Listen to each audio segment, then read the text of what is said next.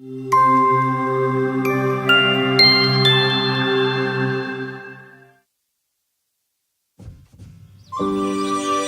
कहानी है पवित्र प्रेम और विश्वास की। एक बहुत ही सुंदर गर्मियों की सुबह थी। काउंट एल्रिक अपने घोड़े पर सवार थे, धीरे धीरे अपने राज्य की ओर बढ़ते हुए वो एक खुले खेत में गए। हेलो, क्या आप ठीक हैं मिस? मिस, क्या आपको चोट लगी है? क्या आप बोल सकती हैं? नहीं, मुझे चोट नहीं लगी। सूर्य की ओर देखो, क्या ये सुंदर नहीं लग रहा? बेशक ये सुंदर लग रहा है। जी हाँ। पर काउंट एल्रिक ने उस महान सूर्य की ओर देखा भी नहीं था। वो उस महिला की सुंदरता में ही मंत्रमुग्ध हो गया था। उसका गोरा चेहरा, चमकती आंखें, बस उसे वही नजर आ रहे थे। उसे तुरंत उससे प्रेम हो गया। मिस, क्या आप भटक गई हैं? आपका नाम क्या है? मुझे नहीं पता। आपको आपका नाम नहीं पता? नहीं। आप यहाँ आई कैसे? मुझे कुछ भी याद नहीं। जब मेरी आंख खुली तब मैं पहले से ही इस खेत में थी, इस खूबसूरत सूर्योदय को देखते हुए। इसके अलावा मुझे कुछ भी याद नहीं। काउंट एल्रिक जान गए थे कि उन्हें उसकी मदद करनी होगी। किसी भी तरह वो उसको अकेला खेत में नहीं छोड़ने वाले थे। मिस, प्लीज मेरे साथ मेरे किले में चलिए। आपकी अच्छी देखभाल की जाएगी और इसी बीच मैं आपके परिवार को ढूंढने की कोशिश करूंगा। आप बहुत दयालु हैं। मैं आपके साथ आऊंगी। काउंट एल्रिक उन शब्दों को सुनकर बहुत खुश हुए, पर वो उस महिला से अपनी नजरें नहीं हटा पाए। लगता था जैसे वो उन्हें निहार रही है, पर वो कहीं और खोई हुई है, मानो वो किसी और बात के बारे में सोच रही हो। शायद वो डर रही हो। मुझे उसकी रक्षा करनी चाहिए। वो घोड़े पर सवार होकर किले तक आए। काउंट एल्रिक ने अपने सेवकों को आज्ञा दी कि उनके इस मेहमान का खास ध्यान रखें। जल्दी ही वो जान गए कि उन्हें इस खूबसूरत महिला का नाम रखना होगा। उन्होंने तुरंत ही उसका नाम रखा कैथरीन, क्योंकि उससे बेहतर नाम उसे सूझा ही नहीं। ये बहुत सुंदर नाम है। धन्यवाद। कैथरीन खुश थी, पर पूरी तरह नहीं। लगता था जैसे वो किसी और बात के बारे में सोच रही थी। शायद वो थकी हुई हो। मुझे उसकी देखभाल करनी होगी। दिन, सप्ताह और महीने गुजर गए, पर कैथरीन के परिवार की कोई खबर नहीं लगी। आसपास के राज्यों में भी किसी ने उसके बारे में नहीं सुना था। काउंट बहुत बेचैन था उसकी मदद करने के लिए। वो उसकी आंखों में वो खोयापन बर्दाश्त नहीं कर पा रहा था। ऐसा लगता था जैसे कुछ है जो खो गया है। वो उसे खुश रखना चाहता था। क्या हो अगर मैं उसे विवाह करने का प्रस्ताव दूं? क्या वो हाँ कहेगी? मुझे उससे कहना होगा कि मैं उससे प्रेम करता हूँ। उसे खुश रखने के लिए मेरे पास हर चीज है। तुरंत ही काउंट ने कैथरीन से कहा कि वो उनसे विवाह कर ले। कैथरीन मुस्कुराई। उसे ये दयालु इंसान पसंद था जिसने उसकी मदद की थी। वो मान गई और जल्दी ही उनका विवाह हो गया। काउंट ने बहुत ही शानदार विवाह समारोह आयोजित किया, जो इससे पहले राज्य में कभी किसी ने नहीं देखा था। आखिरकार काउंट अपनी प्रेमिका से विवाह कर रहा था। कम से कम 1000 लोग विवाह में सम्मिलित हुए। वो उन सब के चेहरों पर एक प्रशंसा का भाव देख रहा था। क्या बात है! काउंटेस संसार में सबसे भाग्यशाली महिला हैं। इस शानदार इंतजाम की तरफ तो देखो। वो वाकई उससे बहुत प्रेम करते होंगे। वो सचमुच बहुत खुश होगी। काउंट मुस्कुराया, पर काउंटेस की तरफ जैसे ही उसकी नजर पड़ी, उसका हृदय थोड़ा सा टूट गया। हे प्रिय, क्या तुम खुश नहीं हो? बेशक, मैं खुश हूँ मेरे प्रिय। काउंट एल्रिक ने उस पर विश्वास किया, पर उसकी आंखों में फिर वही खोयापन नजर आया, जैसे वो किसी और बात के बारे में सोच रही हो। काउंट एल्रिक के पास खुद को तसल्ली देने के लिए सभी बहाने खत्म हो चुके थे। राज्य को कैथरीन से बेहतर काउंटेस नहीं मिल सकती थी। सब उससे प्रेम करते थे। वो हर एक से प्रेम और आदर का व्यवहार करती, पर काउंट एल्रिक उदास था। वो जानता था कि वो पूरी तरह से उसकी नहीं है। हर साल काउंट अपनी प्रजा के लिए एक नृत्य भोज का आयोजन करता। हर कोई जी भर के नाचता, वो भी जिन्हें पता नहीं था कि कैसे नाचते हैं। पर काउंटेस खामोश थी। वो न नाच रही थी न मुस्कुरा रही थी। उसकी आंखों में वो एहसास हर दिन काउंट को और दुखी करता। उसने कई बार उससे पूछने की कोशिश की, पर वो हमेशा उसे कसकर पकड़ लेती, मुस्कुराती और कहती, मैं तुमसे प्रेम करती हूँ प्रिय, और मैं तुम्हारे साथ खुश हूँ। हालांकि वो उनकी ओर देख रही थी, काउंट जानता था कि वो किसी और बात के बारे में सोच रही है। फिर एक रात जब काउंट अपने कक्ष में दाखिल हुआ, वो ये देखकर हैरान रह गया कि कैथरीन नाच रही थी। प्रिय, तुमने कभी मेरे साथ नृत्य क्यों नहीं किया? क्या? मुझे नृत्य आता ही नहीं, आप ये जानते हैं। ओह मेरी प्रिय, पर तुम अभी भी नाच रही थी जब मैंने कक्ष में प्रवेश किया। क्या तुम्हें याद नहीं? क्या? नहीं, मैंने नृत्य कभी नहीं किया, पर कभी-कभी मुझे जरूर मधुर संगीत सुनाई देता है, जैसे कि वो कहीं दूर बज रहा हो, जैसे वो मुझे बुला रहा है। काउंट एल्ड्रिक उलझन में पड़ गया। 1 साल बीत गया था। जल्दी ही उनकी शादी की सालगिरह आई। काउंट ने सोचा कि वो अपनी प्रिय काउंटेस को आश्चर्यचकित करेगा। सालगिरह की रात से पहले वो उसी खेत में घोड़े पर सवार होकर गए जहां वो पहले एक दूसरे से मिले थे। कैथरीन बहुत ही खुश होगी। रुको, वो क्या है? मैंने कभी भी अपनी जिंदगी में इतनी मधुर धुन नहीं सुनी थी। ये क्या? परीलोक के लोग? मैंने सोचा था कि वो बस कहानियों में ही होते हैं। खामोश थियोडोर, ये बहुत ही अजीब दृश्य है। ये क्या? वो कौन है? क्या वो? और वहां एक बहुत ही सुंदर गुलाबी वस्त्र पहने उसकी प्रेमिका खड़ी थी, कैथरीन। कैथरीन! पर इससे पहले कि वो उसे करीब से देख पाता, उसका घोड़ा सरपट भागा। थियोडोर बहुत ही डर गया था। वो जंगल में भागने लगा। शांत हो जाओ थियोडोर, शांत हो जाओ। तुम मुझे परियों से दूर लेकर जा रहे हो। शांत हो जाओ, शांत हो जाओ। देखो तुम मुझे कितनी दूर लेकर आए हो। चलो वापस चलें। ओह नहीं, वो चली गई। काउंट जल्दी ही वापस आया। उसे ये देखकर तसल्ली हुई कि काउंटेस शांतिपूर्वक उनके शयन कक्ष में सो रही है। मेरी प्रिय, तुम कहाँ थी?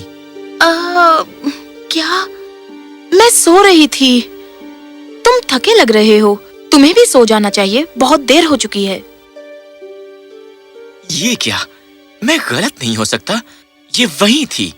फिर मुझसे झूठ क्यों बोल रही है? वो वहां इतनी खुश दिख रही थी। अब मैं क्या करूं? अब तो केवल वही मेरी मदद कर सकती है, मैग्डा। काउंट को मैग्डा पर भरोसा था। उसे इस संसार के सभी रहस्य पता थे। पूरे 2 दिन यात्रा करने के बाद वो एक छोटी सी कुटिया में पहुंचा जो बिल्कुल घने जंगल के बीच थी। ओह, काउंट एल्ड्रिक, तुम यहाँ कैसे आए? ये काउंटेस के बारे में है मैग्डा। मुझे तुम्हारी मदद चाहिए। काउंट ने पूरी कहानी मैग्डा को सुनाई। उसने कैथरीन की आंखों में उस खोएपन के बारे में भी समझाया जिससे उसे हमेशा दुख पहुंचता था। वो मेरी ओर देखती है पर वो हमेशा किसी और बात के बारे में सोच रही होती है। मैं क्या करूं? ओह मेरे प्रिय, तुम कुछ भी नहीं कर सकते। तुम्हारी पत्नी उन परीलोक के लोगों में से है। वो अवश्य ही पीछे रह गई होगी पिछली गर्मियों में जब तुम्हें वो मिली।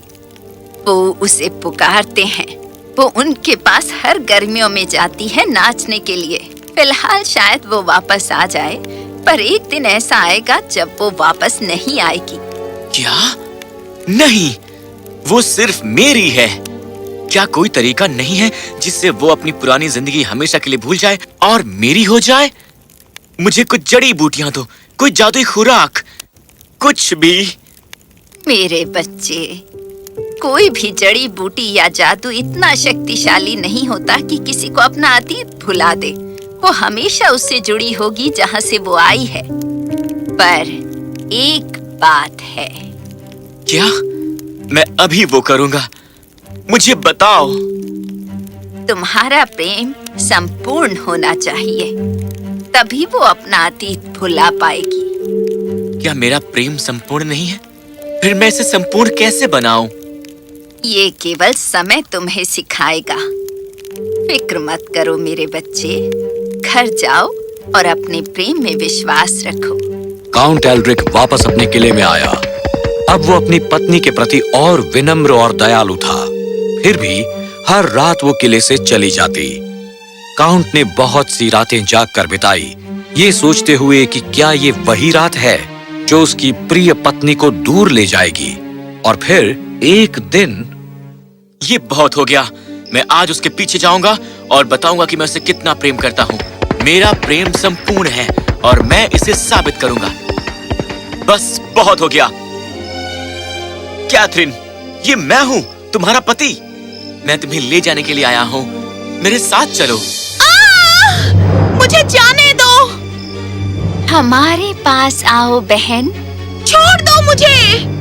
क्या मैं तुम्हें याद नहीं हूँ प्रिय? मेरे साथ चलो। कैथरीन ने जान लिया कि काउंट उससे कहीं ज्यादा शक्तिशाली है। वो बहुत मधुरता से मुस्कुराई। प्रिय, मुझे अपना नृत्य खत्म कर लेने दो और मैं वादा करती हूँ कि उसके बाद मैं तुम्हारे साथ आऊंगी। नहीं, तुम झूठ बोल रही हो। मेरी तरफ देखो, मेरी आंखों में आंसू हैं। परियां नहीं जानती कि कैसे रोते हैं। तुम्हारे प्रेम ने मुझे ये सिखाया है। नहीं कैथरीन, तुम सिर्फ मेरी हो। बहनों, मुझे अपनी शक्ति दो। शक्तिशाली बनो बहन, शक्तिशाली बनो। शक्तिशाली बनो बहन, शक्तिशाली बनो। शक्तिशाली बनो बहन, शक्तिशाली बनो।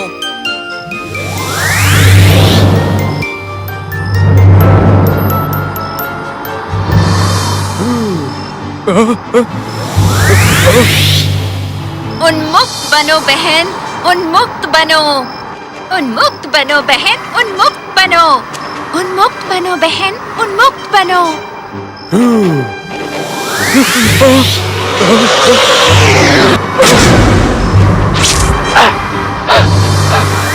बहती रहो बहन, बहती रहो।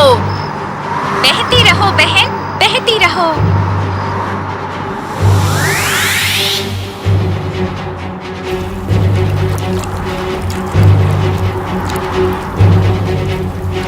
आक्रामक बनो बहन, आक्रामक बनो।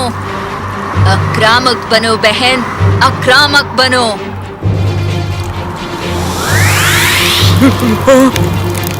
यदि मैं तुम्हें सूरज उगने तक पकड़े रहूं, तो काफी हद तक तुम मेरी ही रहोगी। पर उसने आत्मविश्वास नहीं छोड़ा। तुम मेरी बनिस्बत ज्यादा शक्तिशाली हो। मैं तुम्हें छोड़कर नहीं जा सकती। काउंट खुश था। मुझे पता था मेरा प्रेम संपूर्ण है। कैथरीन, क्या तुम ठीक हो मेरी प्रिय? पर काउंटेस कुछ नहीं बोली। वो बैठ गई और कराहने लगी।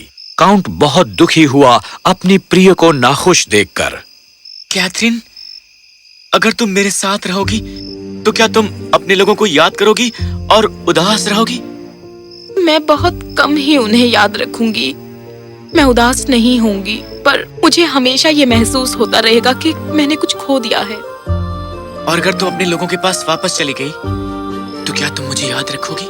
नहीं, मुझे ये कुछ भी याद नहीं रहेगा। मैं सिर्फ खुश रहूंगी। मैं तुम्हें नाखुश नहीं देख सकता मेरी प्रिय। मैं तुमसे बहुत ज्यादा प्यार करता हूँ। प्रिय, अपने लोगों के पास चली जाओ। वहां जाओ जहां तुम सचमुच खुश रहोगी। काउंट एल्ड्रिक ने पीछे मुड़कर नहीं देखा। वो अपने पीछे खाली मैदान को देखना बर्दाश्त नहीं कर सकता था। घंटों निरुद्देश्य घुड़सवारी करने के बाद वो अपने किले में पहुंचा। वहां कौन है? कैथरीन!